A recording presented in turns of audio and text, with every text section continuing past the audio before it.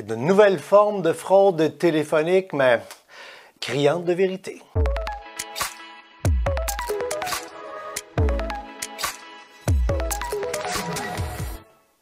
Le téléphone sonne, c'est un appel enregistré. On commence à être habitué à ces appels frauduleux qui, habituellement, sonnent tellement mauvais, tellement non crédibles au niveau du message. Souvent, c'est une espèce de voix robotisée.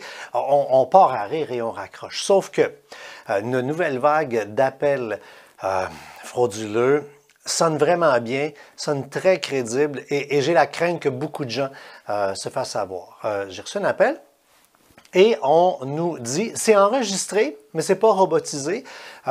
C'est le centre de traitement de cartes de crédit qui veut valider avec nous des transactions qui ont lieu sur notre carte de crédit. Et quiconque fait le moindrement un peu d'achat en ligne peut facilement être une victime. Ou dès que tu as une carte de crédit, tu peux être une victime parce que ce que ça dit, c'est « Bonjour, on veut valider des transactions qui ont eu lieu sur votre carte de crédit, une de tant de dollars chez Amazon et une autre de X dollars à un autre endroit. Si c'est bien vous, faites le 1. Si ce n'est pas vous, faites le 2. Je dis, ben non, Colin, c'est pas moi, on fait le 2. Et là, on arrive, du moins dans mon expérience, avec quelqu'un qui, au bout du fil, répond pas uniquement en anglais, bilingue, et ça dit genre centre de traitement des cartes Visa Mastercard. C'est très crédible. Et là, qu'est-ce qui va arriver avec cette personne-là?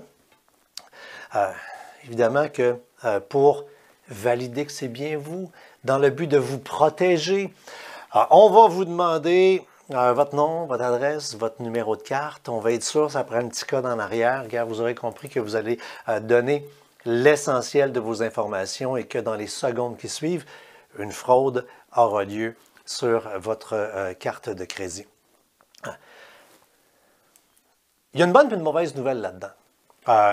La bonne nouvelle, ben, c'est que vous regardez ce clip, alors vous ne vous ferez pas avoir, vous allez passer le mot aux amis. La double bonne nouvelle, c'est que vous ne perdrez pas d'argent. La mauvaise nouvelle, c'est que si vous faites avoir, vous allez perdre du temps sur un maudit moyen temps. Les lois sont ainsi faites ici au Canada que lorsqu'il y a ce genre de type de fraude, ben, c'est l'émetteur de carte de crédit qui n'aurait pas dû faire la transaction, qui aurait dû valider.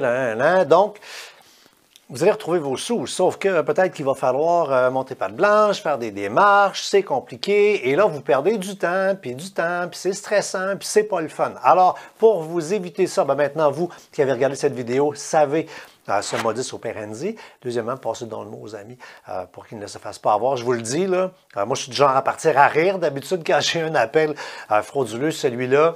Bravo les fraudeurs, 10 sur 10 pour la crédibilité.